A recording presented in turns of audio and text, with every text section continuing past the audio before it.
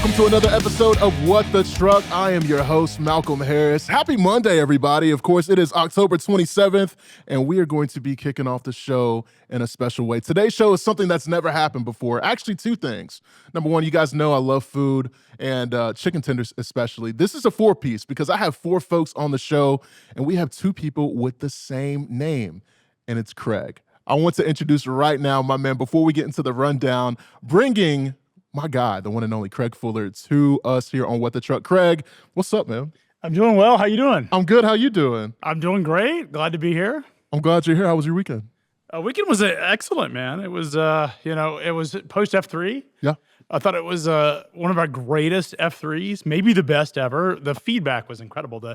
The intimacy of the new format. You know, we went over to the Choo Choo versus the convention center. Yeah, definitely. Food was much better, by the way. I wholeheartedly agree. I love the convention center. The reason is that at the convention center, and this is true of any convention center. I'm not here to dog Chattanooga's convention center, but at the convention centers, you're sort of stuck. You have an exclusive. You have to buy it from them. But what we did was we gave everybody a debit card, a voucher, $100. And they could go buy food from any restaurant that they wanted.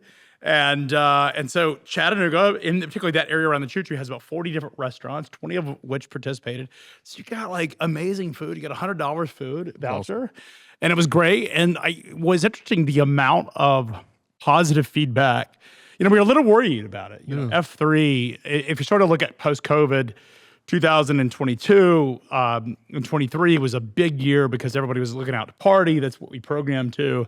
And I think the interest in coming to party over a couple-day experience at a festival just didn't continue through last year. And we realized that. And so this year we said, look, we need to change the format. It's a make or break deal for F3. Yeah. And man, it was an epic. I thought so as well. And so many people were so pleased, so excited. I think this is the new format for F3 next year. We're very excited. We've already got more interest in participation and sponsorships than we've had in history in terms of right after an event. It was absolutely epic. I don't think it could have gone better.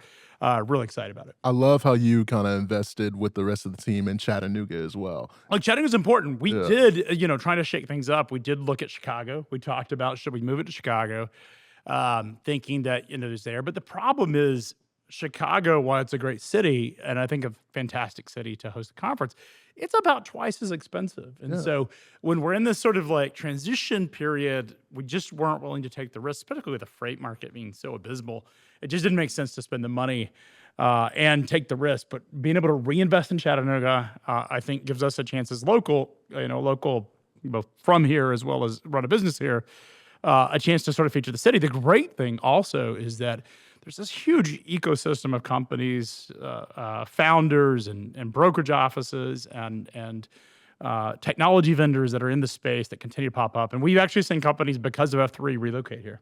Wow, that's a beautiful thing. It's a gift that keeps giving, man. That is, brother. So we're going to do it next year again in October. So save the date. If you missed it this year, you'll be back next year. Listen, if you missed it this year, I do feel bad for you because it was awesome. It was great. It was great. It's going to be even better. And I think it was the lineup was pretty impeccable. We, again, as sort of a way of changing things up this year, we tried to focus on the major topics that are on top of mind. And, everything from non-domiciled CDLs to what's happened in the freight market to the load board wars. We really try to encompass it, China and sort of the West, and try to encompass everything. And I think we did a really good job this year. This just felt a different vibe, man. Yeah. No, I agree wholeheartedly. And I was going to say, because post F3, you, everybody, we retired, but you're still working. Because I'm working, man. There was a piece that you dropped that I wanted to get to, and it was about your takes on the ATA, because apparently it's damaged the economics of trucking while compromising public safety. And,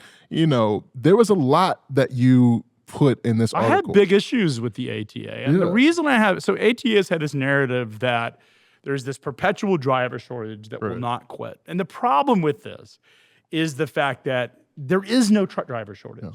The industry always, historically, if you look at it, continues to grow almost exponentially, continues to grow. It's actually a linear curve. It's pretty predictable, but the growth, if you sort of look back in 2009, it's just we've had this massive influx of capacity. And what happens is when the market gets heated, Carriers provide sign-on bonuses and increased driver wages. Typically, that's the way the market responds to it. Right. What's happened is in the last couple of years, we all know this, the freight market has been really tough. But if you sort of go back, exception this year, because really what's happened is there's been a volume collapse. But over the last couple of years since 2022, there's been way too much capacity. And the question we've all been asking is, where do these people come from? How are they staying in business? And I think this has been a big mystery. And at first we thought, okay, maybe this is government stimulus. Then we looked at things like the SBA loans. And I think all those things certainly contributed to the problem. But effectively what's happened is we've had basically an endless supply of labor, truck drivers coming into the market. Yeah. And I find it so bizarre that the American Truckers Association would continue to claim that there's a truck driver shortage when clearly the trucking industry has way too many truck drivers. Absolutely. And it's an economic backwater. And here's the problem is that when you add the kind of capacity that we've added over the last couple of years, we've added 310,000 active trucks since 2019. That is insane. Have come into the industry. And when you add that much capacity, then that clearly demonstrates that there isn't a truck driver shortage. Now, here's the crazy thing, is this concept of a non-domiciled CDL, which is basically, was passed in 2017, was updated in 2019, which is basically the FMCSA came out and said, you can issue CDLs, the states can issue CDLs, have the right to do it, to non-U.S. residents. And what they said was that you should verify work permits. The problem is some of the states didn't do their work. They didn't actually verify work permits. And this happened so fast and furious. The DOT says there's 200,000 of these in their investigation of non-domiciled CDLs. And I want to put this in perspective. We've added 310,000 since that rule went into effect in March of 2019. There's been 310,000 new active trucks in the market. 200,000 of those, according to the DOT, are from non-domiciled CDLs. So what's happening is that 2/3 of the population that's come into the industry, now we don't know how many of those are active, we don't know how many of those are long haul, but a large portion of those are coming from non-domiciled CDLs. And what's happening is that veteran truck drivers of all races and creed, whether we're talking Black, Hispanic, Latino, Indian that are second born, white, whatever, the veteran drivers, the ones that trucking provides a good quality of life, have been working in it, are the ones that have been really negatively impacted. Yeah. These are family companies that are multi-generational that have gone out of business due to the influx of capacity. And there has been nothing stopping it. And the ATA continues to tell people that there's a truck driver shortage. That's a problem. That's a huge problem. And the upward mobility element is so tremendous. I am very empathetic to immigrants. I have a son who's his mother is Colombian. She literally came over here in the 80s and was a part of the Reagan's amnesty program. Yes.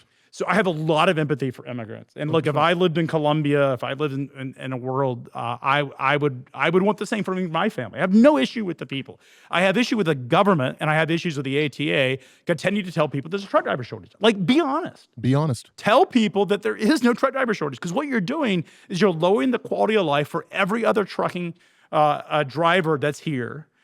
Veteran truck drivers that are working hard, looking for mobility, they're making a living. A lot of these guys have filed bankruptcy. A lot of them entered our industry during the peaks of COVID and took out a lot of personal debt and have suffered from this endless supply of capacity. It's an economic backwater. And what we also have is contribute to a massive problem of safety on the roads. Yeah, the ATA has accountability here. And 100%. Look, I have been talking about the fact that there is no truck driver shortage for some time, but it's clearly in the data that the ATA's propaganda of telling the public, Congress, that there's a truck driver shortage has damaged and forever damaged our industry. Yeah. And everybody that runs a motor carrier should be absolutely enraged at what's happening. It's a disaster. It's a travesty. And I don't care what your background is. If you work in the trucking industry, you should be absolutely, absolutely appalled. And they need to be called to account. And I think a lot of times, I talk to a lot of executives. Yeah. Some of the quote unquote mega carriers executives, they will not come out publicly because they're afraid of the repercussions of this. Someone described it as the mafia. They get phone calls from their peers that they come out and say anything. but they will talk off record. For sure. And even the largest, quote unquote mega carriers that we think about, and I'm not talking one, I'm talking multiple of them, will tell you that they're incredibly distressed by what's happened to the trucking industry, is that we have allowed so many companies and so many participants that do not follow the rules. And the problem isn't that the ATA set this rule framework up to make things worse. It's that this inadvertent telling people we have a truck driver shortage drove every policy decision, because you see it when Congress goes up and says, hey, we're changing this law that makes it easier. They always mention the truck driver shortage as the primary reason. We need to have more immigrants. We need to have 18 to 20-year-olds.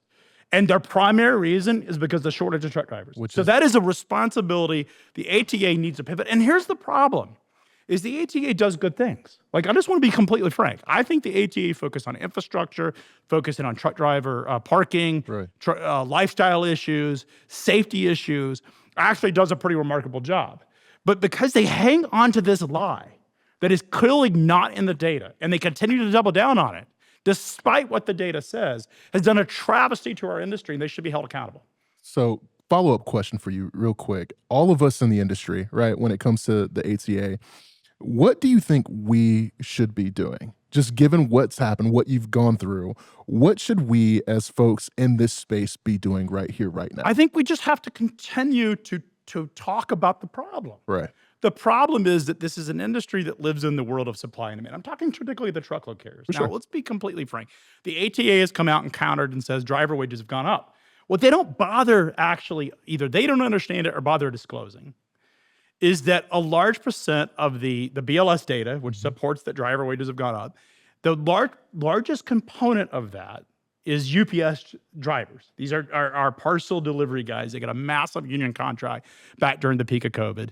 It's FedEx that has had to respond to that, and the contractors, and it's Amazon contractors that are doing local delivery. All those wages have gone up because really in response to UPS and type markets, they had to. But the truckload operators, the commoditized part of the business, have not benefited from a lot of these policies. In fact, quite the opposite. And so I think the ATA needs to be held accountable. I think the carriers need to stop pretending that there's a truck driver shortage. One of the feedbacks that I heard was that a lot of the position around this truck driver shortage is to convince shippers that capacity is not fungible. It's gonna get tight. But the reality is, regardless of whether they like it or not, the information's out there. Right. Everybody knows the state of the trucking industry, whether it's what you get from FreightWaves and Sonar to what DAT publishes.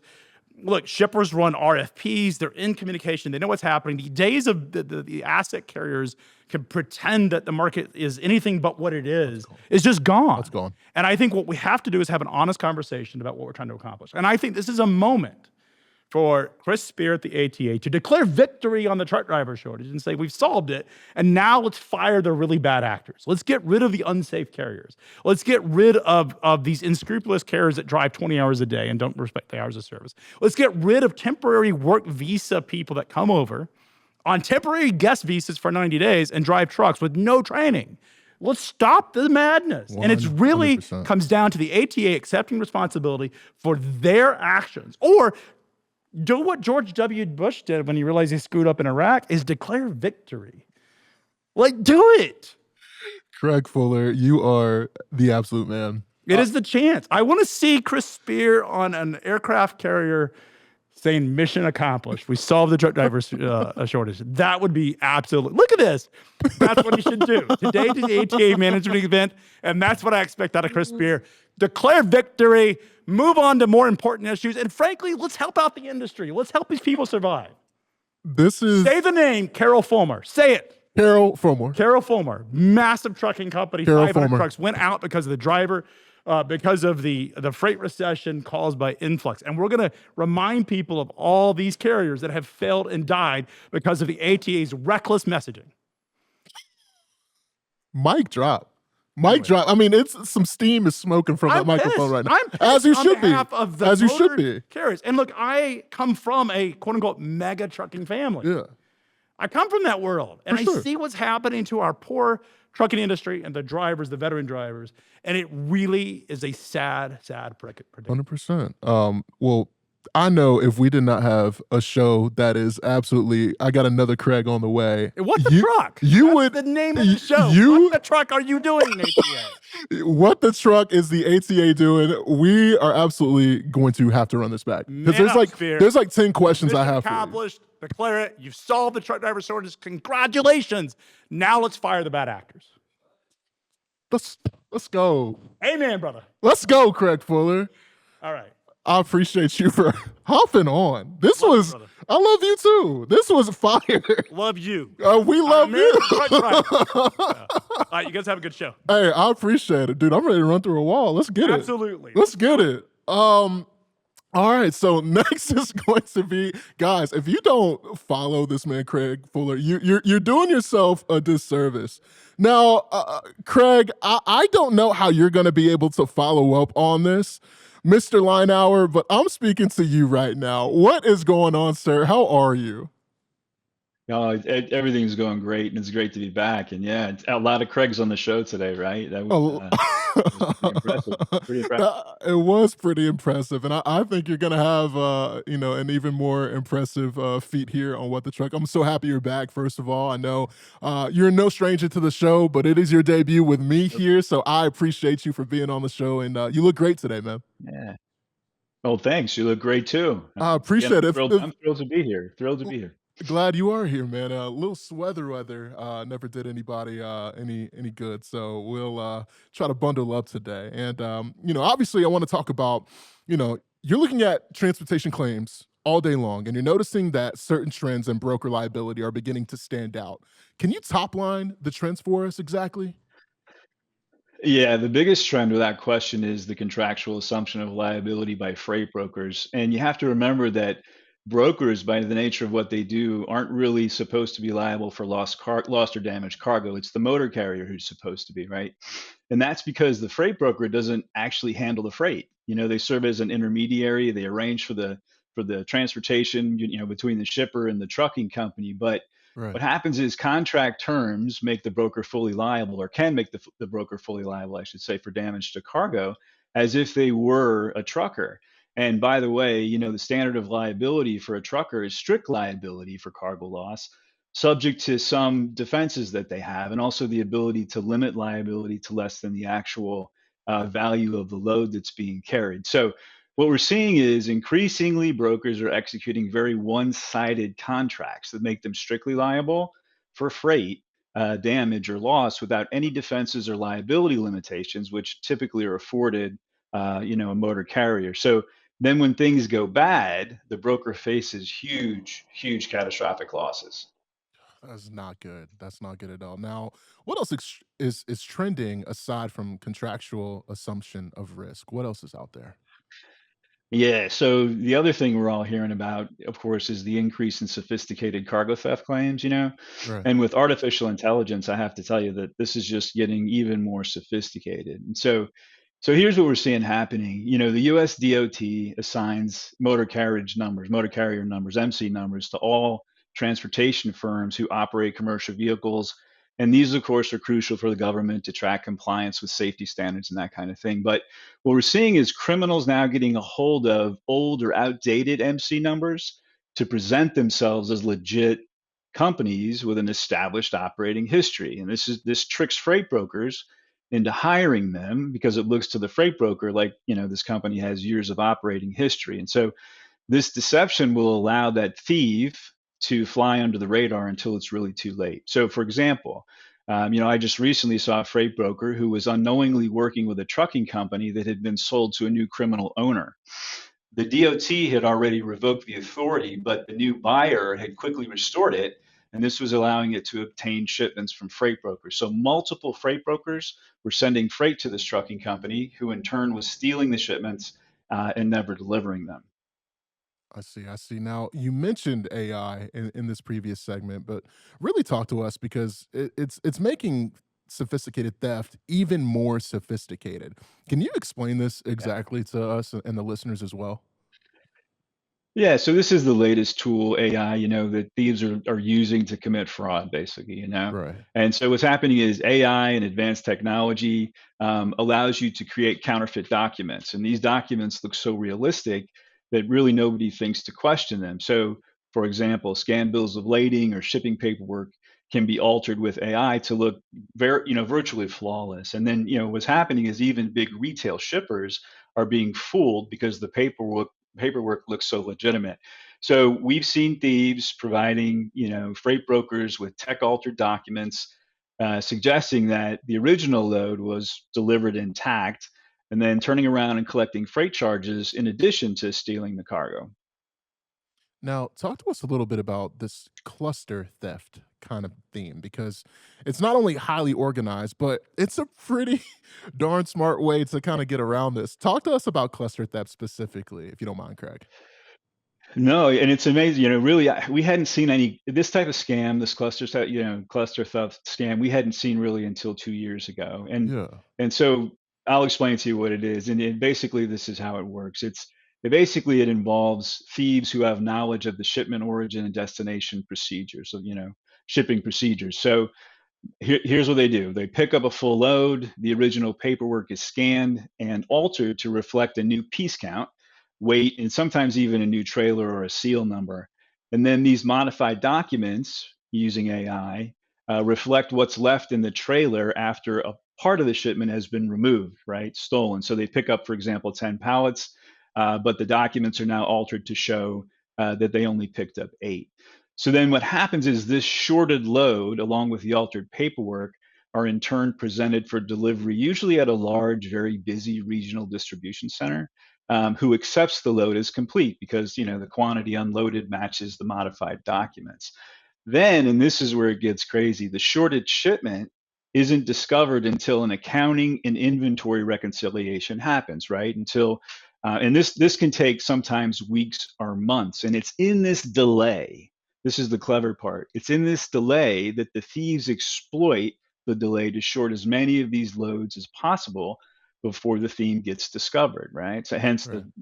we call it a cluster theft. It's really a whole bunch of thefts happening. And then what's even crazier is many times the company's automated ordering system will replenish missing inventory, sort of fueling the theft before the theft is detected, and this perpetuates the loss, right? So a cluster theft scam like this can run undetected for a long time. I've seen them run, in one instance, as long as 8 to 10 months, involving dozens of shipments. I've seen them up to 60 shipments, and resulting in seven-figure, multi-million dollar losses.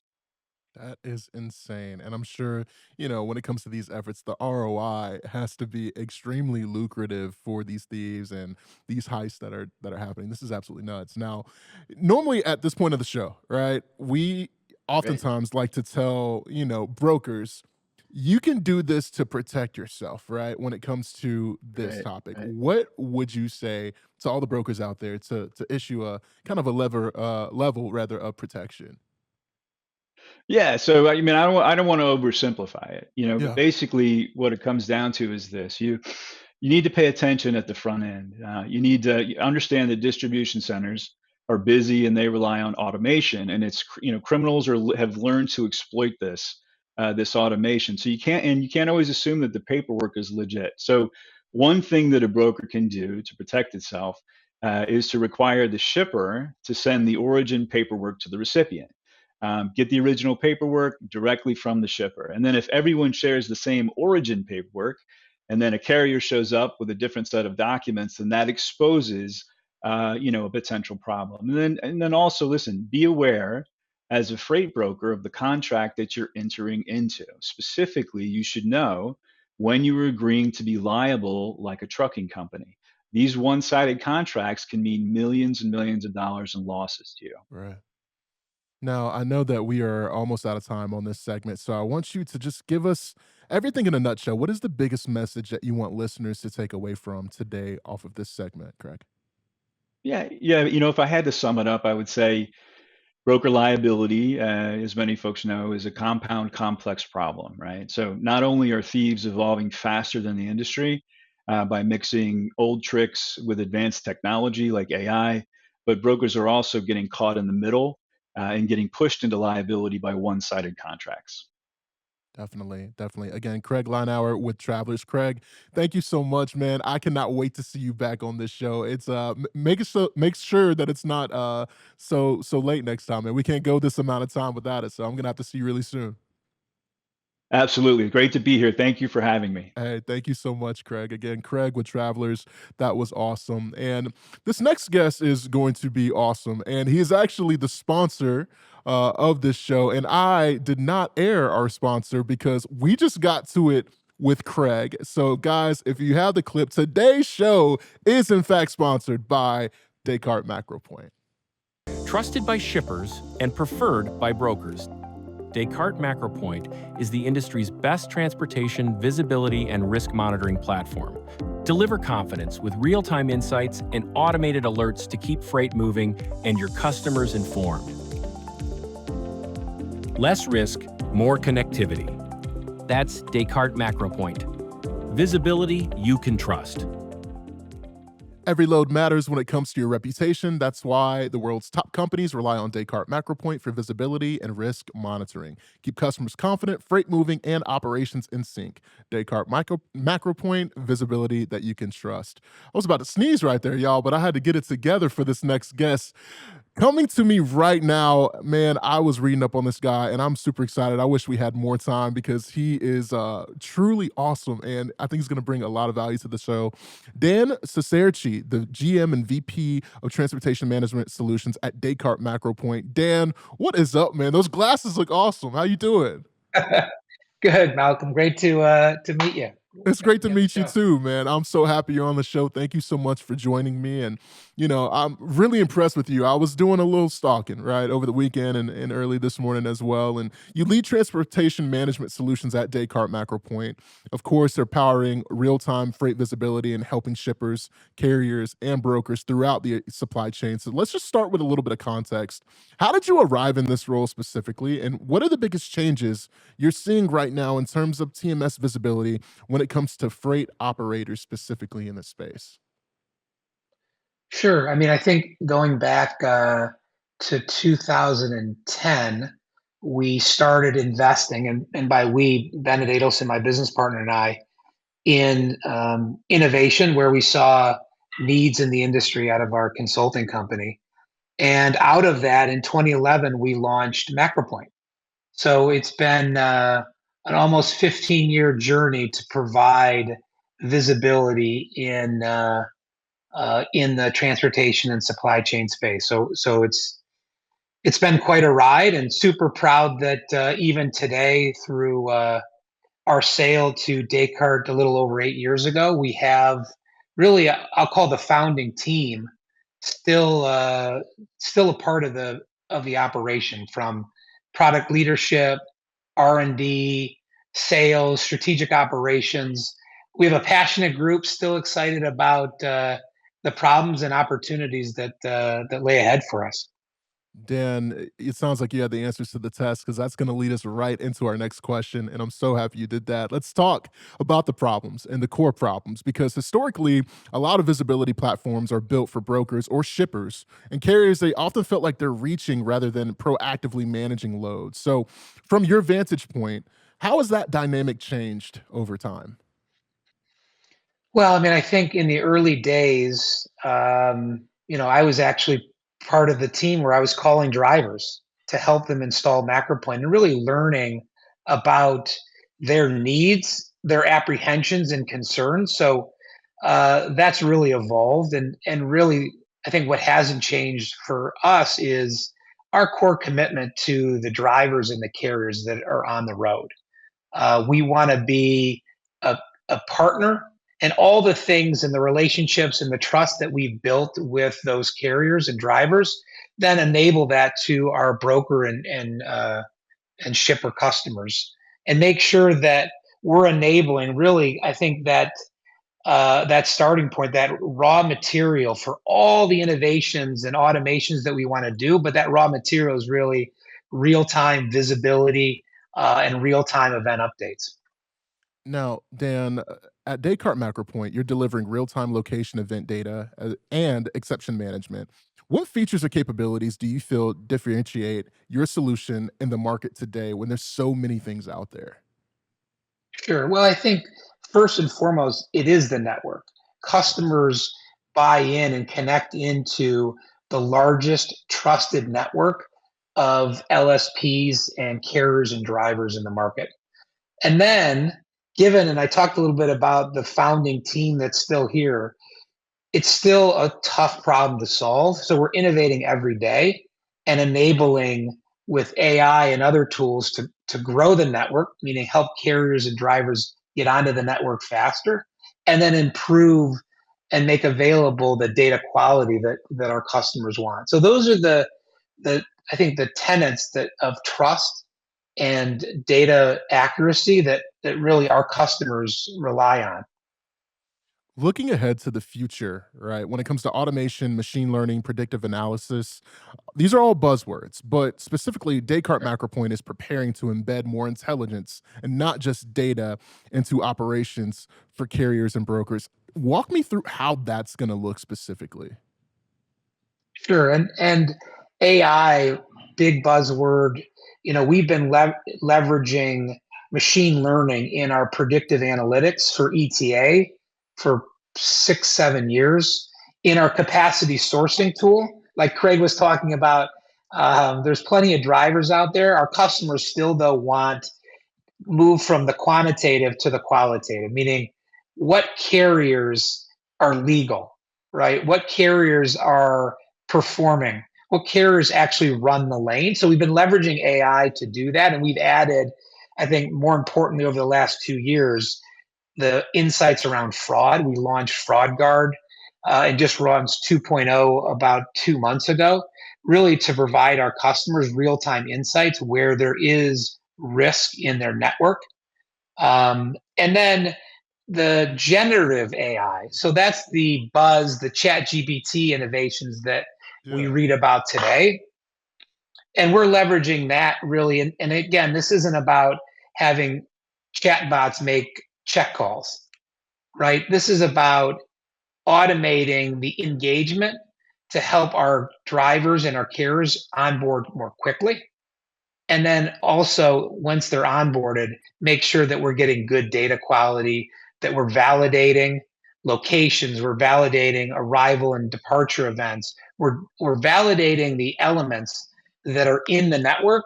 And those are things that we can now do with AI that prior to Gen AI, we just didn't have the capacity to do that. So it's super exciting. Now, Dan, this is my last question, but I know you can answer this very well because you know the audience of the show, right? It's going to be carriers and brokers and truck drivers, everybody listening. If they're going to invest in visibility or upgrade their TMS this year, what is priority number one that you would advise them to do based off of your experience and what you've seen throughout your great career? Sure. Well, I mean, I think, trust. We talk about network trust, but do the work to make sure you understand how. So, for example, we talk about AI. We invest a lot in NIST. So, in terms of our standards that we operate, how we trust the data. There's a lot of data that can easily be made available to these large language models that you want to make sure that whatever partner you choose aren't allowing that. So I think experience, trust, and then ultimately it goes back to people, making sure that you're working with experts in the field, aligning with the business needs that you're trying to enable or solve for. Those are probably my general feedback, I guess, as you're thinking about partnerships. Dan Cicerchi. Dan, thank you so much for hopping on this show. This was super informative. I Absolutely. really appreciate it. I got a lot of value out of it, and I think our listeners will too. So thanks again for being here. Thanks, Malcolm. Of course, of course. Again, Dan Cicerchi with Descartes MacroPoint, our sponsor of today's show. And last but not least, I've told you guys this is a jam-packed show. I feel like Stone Cold Steve Austin's music should play right now because this guy right here, he is a badass. This guy is awesome. Mike Beckwith, what is up, my man, my brother? Guys, I'm good. How you doing? I appreciate this, by the way. This is special Yeah, right here. yeah. I thought it'd bring you something a little bit different. Got some swag. I mean, we're gonna deck all this out. I was telling you, off air, but this is gonna go. But I definitely I'm gonna utilize this and have it moving forward. For those that don't know, I mean, this man is awesome. Again, Mike Beckwith, the Odyssey logistics superstar. To me, I mean, you have been a freight guru. I remember early in my career, and I've never told this story out loud. Mike was there like day 3, and I was literally like, "Hey, so can you tell me about the different regions?" And I was like color coding like the United States on a map. I mean, I was like, what's a drive-in? What's a reefer? And like Mike has been there and has seen the maturation of my career. So Beck, like, thank you so much for everything. Just thank you for being here and for being you, bro. Yeah, absolutely. It's been great. It's been great running into you a couple times, even at the University of Tennessee. When Go we got to do Vols. that. Go That was Vols, awesome. man. Vol for life. Again, Mike is the VP of operations with Odyssey, and he is awesome. And today we're going to talk about 3PL automation inflection points as well as the capacity crisis. And I want to get to this first because this was a question that I saw, man. And I had to lead you on with this. And we're approaching a point where AI and automation, potentially when it's talking about handling freight transactions from start to finish, right? And from your perspective, what does this horizon look like when it comes to 3PLs? And what opportunity? I was about to sneeze, dude. Yeah, There's yeah. something up Yeah, here. there's so you got some I was about to say, allergies. what opportunity do you see when it comes to this automation meeting, this kind of merge, rather? I almost look back to the 1980s when Yeah. deregulation first started, right? Yeah. Like the value of brokers coming into the market was for data aggregation, Right. right? Right. And now we're in the day and age where the computing processing power has increased drastically to the sure. point that we're able to ingest data at a higher frequency rate, and then we're able to understand that data. Definitely. And so from an automation standpoint, we're really almost a year away from seeing a completely touchless transaction, right? Customer reaches out to a 3PL, they have AI responding to them, generating a quote, building the shipment in the system, automated scheduling, automated load booking, automated tracking, right? Yeah. So we're not far away from seeing that complete automation takeover in the space, and it's a lot of large companies out there investing big in those platforms. Mike, there's been a lot of tech fatigue, right? When it comes to, I guess, people trying to be, I mean, you know it. I mean, when it Yes. goes from Yes. cutting edge to bleeding edge, I mean, what does this look like in terms of adopting new technologies? Because you've been on the front lines of doing this multiple times. You've been successful. You've been through good. You've been through bad. You've been through ugly. Like, All of what it. does this All of look it. like, Mike? Yeah, I mean, you kind of pointed it out there, right? I like to be on the cutting edge, not the bleeding Yeah. edge. I mean, very intentionally, right? A lot of these AI companies that are coming out in the market that are trying to sell you on their products, they're also wanting you to train them a little bit, right? They're wanting to understand your space and how to build to your space. So I like to sit back, watch the industry teach itself a little bit before I jump in, and then now we're getting to understand, okay, what are these throughputs we're trying to measure, and why are we measuring them? What does good look like in terms of automation? How are we building these pricing tools to understand the different variables and characteristics of freight, right? Like there's 28 different elements that you can measure with any single shipment to understand causality, and now we're training AI machine learning tools to be able to understand that, to be able to visualize that, and for us to be able to attack the market a little bit more strategically. Let's talk specifically because shippers often focus on demand fluctuations, but the looming capacity shortage, quote unquote, according to Craig Fuller, not going to get me in trouble, guys. No. How is Odyssey Logistics preparing for this, right? And what strategies are being implemented by yourself as well as your awesome team down at Odyssey? Yeah, the first things first, as Craig pointed out, we're not having a demand issue this year. We're having a supply issue, right? And when you look back at the lifespan of a power unit, right? It's around that 500 or 5-year to 10-year thing, and about you get 500,000 miles, you get 1 million miles out of your truck sometimes. But that market capacity cycle is really what's starting to kick us, right? We saw a lot of capacity added during COVID, as Craig pointed out. But now we're at the point now that interest rates and inflation's so high that selling off your power unit, buying new equipment is becoming incredibly challenging for the market. So, what we're seeing in terms of reading the tea leaves, if you will, is the supply side's in a really bad shape. And how we look at that at Odyssey is we need to be prepared to be agile in that space because some of your biggest capacity partners might be stretched thin on their capital and might not be lasting long in the market if it stays like this. Dude, I'm so happy you said that because there was a question I had for you specifically about reinvestment.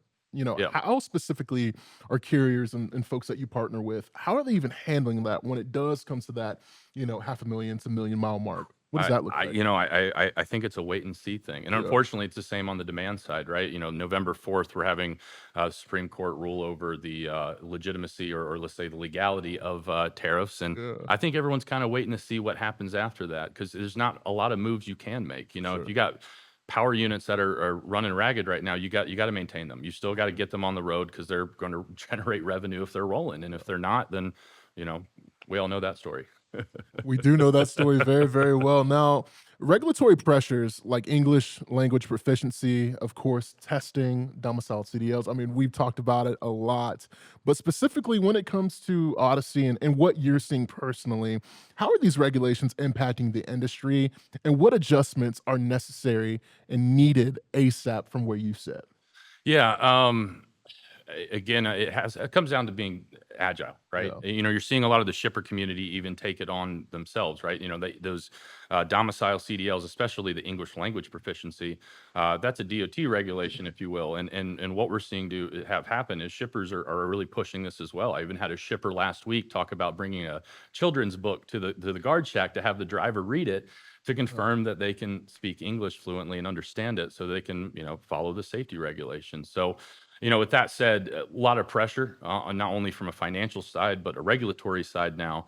And I think shippers and a lot of us in the 3PL space have to prepare for rising rates, right? Even if demand doesn't recover, we're about at equilibrium right now when it comes to demand and supply. And any little bit of change in supply, as we know, is going to change rates. So that's something that we need to prepare for, that we're talking to our clients proactively about, and trying to be a little bit more transparent of what we're seeing. Mike, you're one of the most talented guys that I've come through. I mean, in the industry, to me, in my time. I mean, it's a little under a decade, but like I've seen the work you've done. I've seen the moves that you've made. I want you to talk specifically to somebody that's younger in the industry right now, right? Ooh. That you're just like, listen, this is what I would do. This is how I would do things. Just because I've seen you find some success, and I always like for people to walk away with some free game whenever they listen to What the Truck. Yeah, and you know my story. I started off with Access America Transport. I remember when I first came in for a job interview, I was just researching what logistics was to begin with, right? I was here by accident, like most people in our industry. But advice for somebody coming in brand new: be a student. Yeah. You can't stop being a student in this industry. We're affected so much by the political landscape. We're affected so much by the economics of life around us. Right. And you got to pay attention. You got to understand how to connect those things together, right? Like what's happening in Washington, what's happening on Wall Street, how it affects us in the trucking space, in the community. Not only are you learning about what logistics is, but you got to learn about these factors of logistics, how to prepare, how to be agile, and how to stay focused on your goals. For sure. What's next for Odyssey, and where can we find more information about the one and only Mike Beckwith? Yeah, odysseylogistics.com. What's next for us is, we're going through a lot of transformative change right now. Looking to take a new approach to our 3PL space. We're looking at centralizing those pieces together, and Odyssey, it's why I bought you a die-cast ISO tank, right? Yeah. We're big time in the chemical space. You're going to see Odyssey start to really focus on that manufacturing, that industrial production, that food and beverage space as well. So we're going to be a lot more aggressive next year, and we're preparing for that. Well, I'm excited, and we're definitely going to have to run this back, and Yes, we're going to have plenty more opportunities to come on here. Now, before I let you go, man, you're a Tennessee Vol through and through. I would say more Clemson, but yeah, I've been living in Tennessee as long as I have, absolutely. So, okay, well, then we need to get to that, because Yeah. Do you fire Dabo?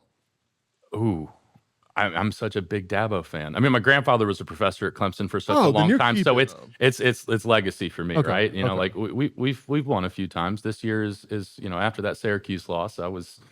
I've had my head in the sand for a little while, but Yeah, no, it's okay.